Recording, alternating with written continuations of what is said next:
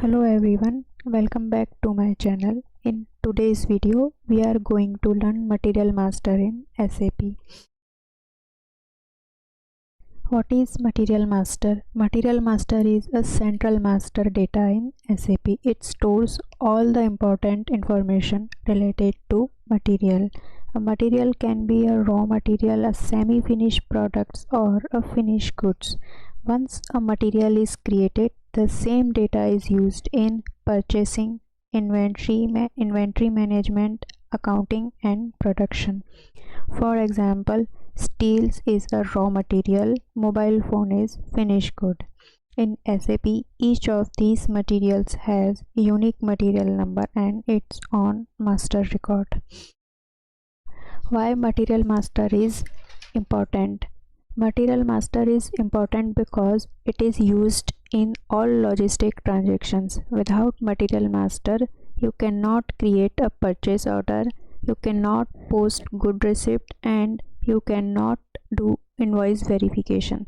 So we can say that Material Master is the backbone of SAP MM. Who creates the Material Master? Material Master is usually created by the MM user or end user. But before creating a Material Master configuration must be completed by the SAP consultant. To work with Material Master, we use these transactions: MM01 to create material, MM02 to change material, MM03 to display material.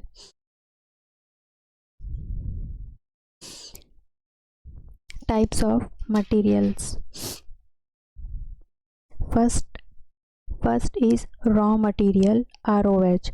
These are basic materials used for production such as steel and cotton. Next is semi-finished,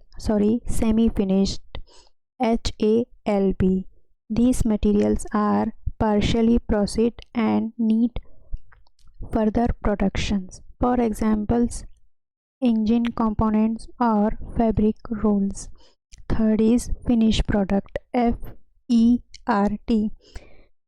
These are final products that are ready for sale and customers, such as a mobile phone and biscuits. After that, we have trading goods, HAWA. These materials are purchased and resold without any manufacturing. For example, pens and laptops. Next is packaging material, FERP. These materials are used for packing finished goods such as boxes and bottles. Next is spare parts, ERSA. These are replacement parts used for maintenance and repairs. For example, bearing and nuts. Next is consumable, HIBE. These materials are used for short-term consumption such as oil and grease. Finally, we have a non-stock material, NLAG.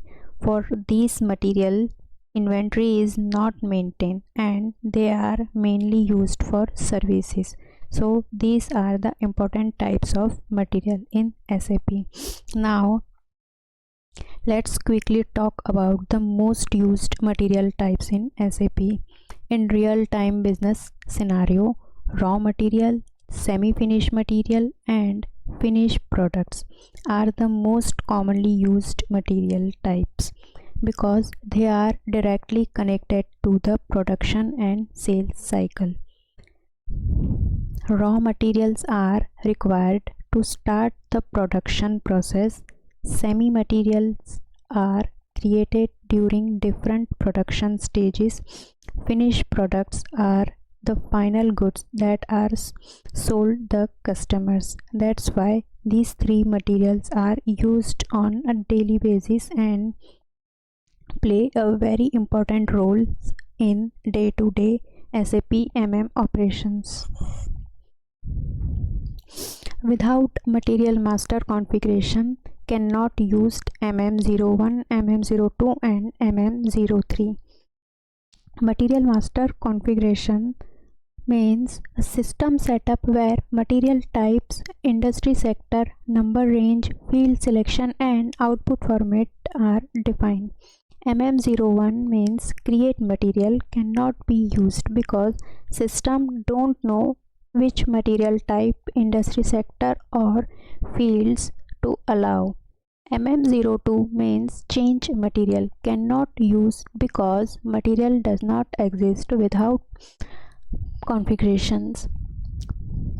MM03 display material cannot be used because no material master record is available.